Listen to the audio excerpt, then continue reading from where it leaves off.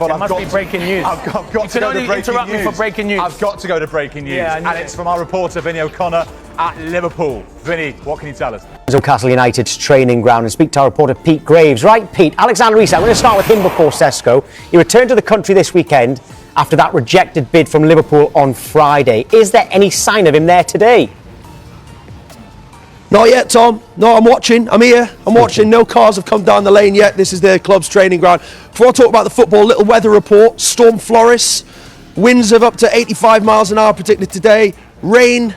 Hope it's lovely in the studio for you three there. Hope you're having a great day. It's chilly here, but the weather in some ways reflects Newcastle United's transfer window, doesn't it? It's been a very stormy time here up on Tyneside. As you say, Isak is back in the UK. We believe he's here in the northeast. We still don't know whether he's going to come here to the training ground today, but we're keeping a close eye on it. The rest of the squad, without Alexander Isak, have all been on a flight overnight. They played in South Korea in Seoul yesterday, drew 1-1 with Tottenham Hotspur. Their flight back with Eddie Howe and all the rest of the squad has landed in the last sort of 20 minutes or so they're also back in the northeast now. Whether Eddie Howe comes here and then meets with Alexander Isak today is yet to be seen, or whether that may happen tomorrow, we'll have to wait and see. I believe there was a short delay on the flight back from South Korea, so you've presumably got a lot of tired players and a tired manager there arriving here back on Tyneside today. But clearly the situation needs resolving as soon as possible, with the season getting closer all the time. And there were some quotes from Eddie Howe yesterday. He told the Daily Mail, and this is as strong as I've heard Eddie in a long time, talking about Alexander Isak. He said, "You have to earn the right to train with us. We are Newcastle United. The player has a responsibility here to be part of a team and part of a squad. You have to act in the right way, so that is also at play here. No player can expect to act poorly and then train with the group as normal." So clearly a warning shot from Eddie Howe towards Alexander Isak. He's not gone on this pre-season tour in Asia. He's not played any pre-season at all. The official line is he's got a thigh problem, but as we've reported, we understand that he wants to explore his options away from Newcastle United, and we know Liverpool are there. They've made a formal bid, 110 million plus add-ons, and our understanding is that Alexander Isak is looking at that offer, of course. Well, not the offer, because that hasn't been accepted. Newcastle United want £150 million. That's the asking price, clearly some way away from that Liverpool offer. But can they resolve things, or will he be sold? The club have got a big decision to make on what they do with Alexander Isak. Yeah, you're in the right place, I suppose. So when he is there, we'll find out whether he's training with the team or not to start with. But what about replacing him if he goes, of course, because he hasn't gone yet? A bid has gone in for Benjamin Sesko. Where do we stand with that? Well, yeah, Newcastle United looking for a player. Well, they need a striker anyway. There was an argument that they needed two strikers before this window started, when they thought they were going to have Isak in the squad next season. Callum Wilson has gone, of course, on a free. He's signed for West Ham.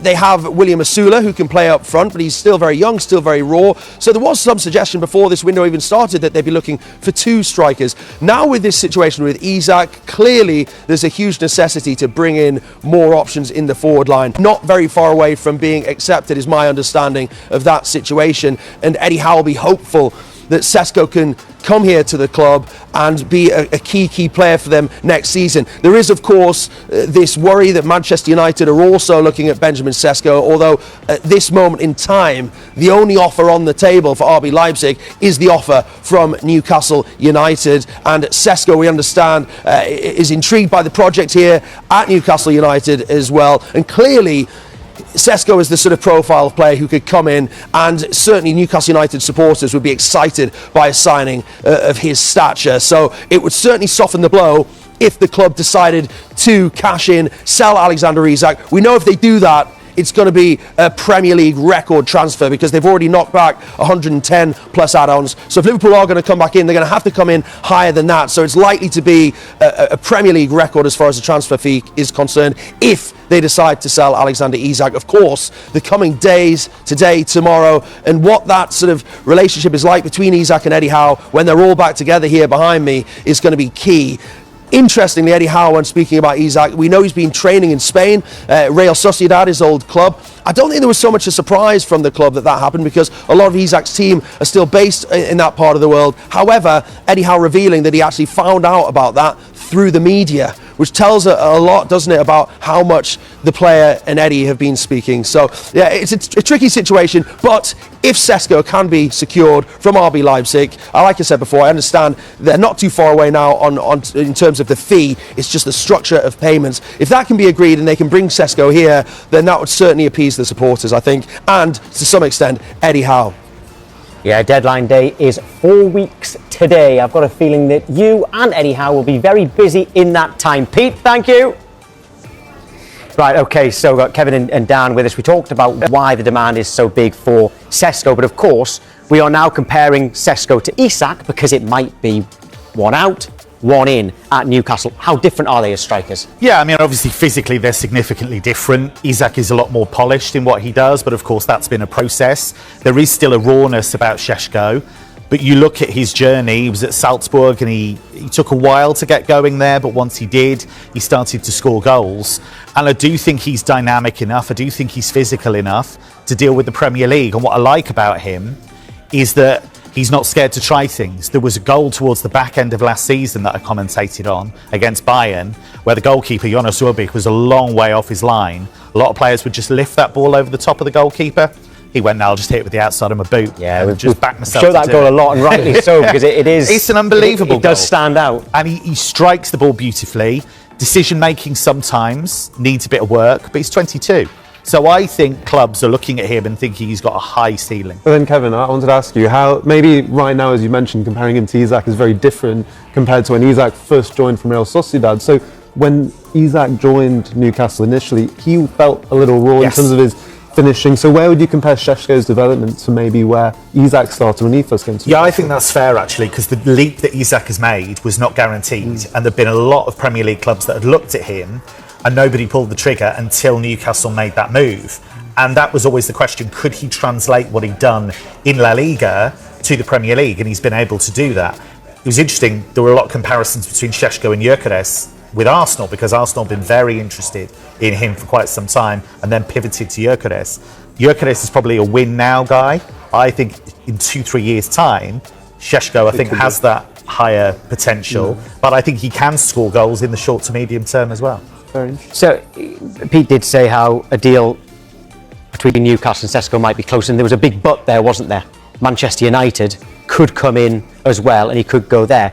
Would Manchester United, Dan, potentially have the upper hand because of Rasmus Højlund? Where does he fit into that deal? It's very interesting, and I think Manchester United's window is going to be very interesting going forward until this deadline. And we know Manchester United have been having conversations with RB Leipzig about what a deal could look like for Šeško, but in terms of what that looks for Rasmus Højlund, let's not forget they spent £72 million on a 20-year-old Højlund, just a few. If it suits the player and club, of course, it suits the United need to sell players as well to raise more funds if they are to strengths in midfield and up front. It's very interesting. All I would say though is for Rasmus Højlund is, he gets a lot of criticism scoring 4 goals in the Premier League last season, but we can conclude last year that the whole team really struggled under Amorim's new system while they were getting used to it. The team now, compared to where Højlund joined 2 years ago, had the likes of a young Alejandro Garnacho, an injury-ridden Anthony Martial. Marcus Rashford was struggling for form. You look at the team now, even if Šeško arrived, having Mbeumo, Cunha around you, Bruno Fernandes, it's just a completely different team. So I personally think Højlund maybe just needs a bit more patience to be given to him and see how he works with this refined and fitter, as Amorim has set out in America, team that has had more time with him in his system. Now let's get to Liverpool, and the future of striker Darwin Núñez looks to be up in the air. The Athletic are reporting that Al Hilal have made him their priority target. Right, Dan, why would Liverpool be open to offloading him? Well, I think there's a few reasons, Tom. I think, first of all, overall, since he made that £85 million move in June 2022, I don't think we can necessarily say with confidence that move has necessarily worked out for all parties. I don't think Darwin Núñez has necessarily improved his finishing in front of goal. And we also saw how Slot played last season as well. The likes of Luis Diaz played in that 9 role. We also saw Cody Gakpo as well at many a time. But we've also seen Liverpool be incredibly efficient selling in the last few years as well, raising so many funds. Luis Diaz to Bayern Munich, for example, in just the last few weeks. And as we're talking about this potential move for Alexander Isak, it's not a bad thing for Liverpool to raise more funds for a move like that if you're looking to spend over £120 million if they do try and match what Newcastle are trying to ask for Isak. What I would say for Darwin Núñez, though, for the players' side of things, Al Hilal, I mean, he has some pretty decent service there with the likes of Ruben Neves, João Cancelo as well. So there's some Premier League well-known players, former players, who would give him pretty good service, I think, out in Saudi Arabia. And he played for a great coach as well in Simone Inzaghi, and Inzaghi's believed to have really kind of pushed this. And I think he's somebody that can be frustrating, but I think he's a thrilling player. I think he's really dynamic. You never quite know what you're going to get with him. And I think he's contributed. You know, Liverpool have won a Premier League, they've won trophies, and he's contributed to that. But it does feel like the end of the road. He needs something fresh. He needs to be a main man somewhere, and Liverpool want to reinvest those funds elsewhere. And they've got signed Tuka Ekitike as well. Do you presume that he goes in above Núñez anyway? Yes, absolutely. I think he is a sign of the new Liverpool. See, the old Liverpool was pretty good, winning the Premier League, but I think Arne Slot's thinking about combination play. I think he's thinking about how you can break down teams that are quite deep and want to defend against Liverpool, especially at Anfield. And if you look at Ekitike, he's quite unusual in some ways. He's very mobile, he's very creative, he's quite happy to be a facilitator. He's not like Roberto Firmino, nobody's quite like Bobby Firmino, but where he's similar is that he's quite happy to be a member of the collective. It's not about his ego. He likes getting assists just as much as goals. And what we saw last season was he dovetailed beautifully with Omar Marmoush. And then when Marmoush made the move to Manchester City mid-season, he was still able to step up and play more of a senior role to help Frankfurt get over the line and qualify for the Champions League. Just quickly on that point, Kevin, so if Liverpool do bring in another number 9, if it is Isak or someone else, where do you say Ekitike playing in that system? Could he be moved out on the left? Or he could, and I think Liverpool are going to need this depth, and I think that's something that they've recognised. If they want to go deep in the Champions League, win the Premier League again, win other tournaments, they want to be in a situation where, you know, if they were to bring in another striker, if they were to bring in Isak, well, if he has injury problems, which he has had, you need another top 9, and he can be that. But also, you can play in different ways. Ekitike can drift out wide. He can be put on that left-hand side. You've got depth with Cody Gakpo there. And what we saw with Luis Diaz and Gakpo to some extent is that rotation anyway in that forward line. Wirtz is going to help with that as well because he'll knit the whole thing together. exciting if you're a Liverpool fan.